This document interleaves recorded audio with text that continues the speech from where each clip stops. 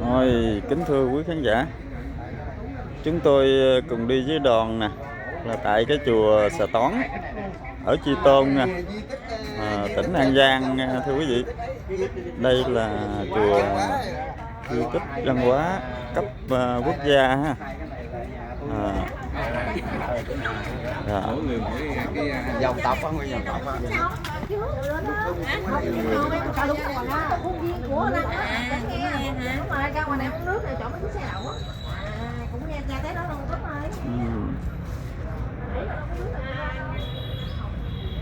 Đây cũng là ngôi chùa là viết kinh trên lá là lớn nhất, nhiều nhất toàn quốc nha, thưa quý vị.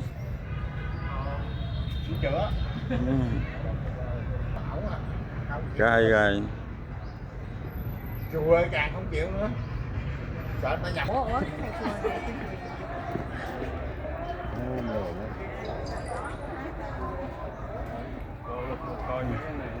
Chùa Xà Toán nha, thưa quý vị.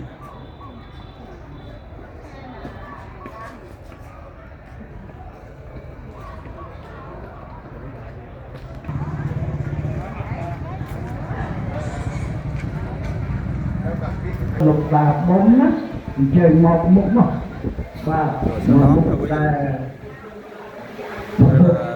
lại từ sở ta đó đồng mà toàn phút nên tổng chạy mà và hai ta trong trong được mình tại cha đó trong trong mỏng mục vậy. Đây là nghi thức cúng ở trong chùa Xà Toán nha, thưa quý vị. Nghi thức cúng trong chùa Xà Toán.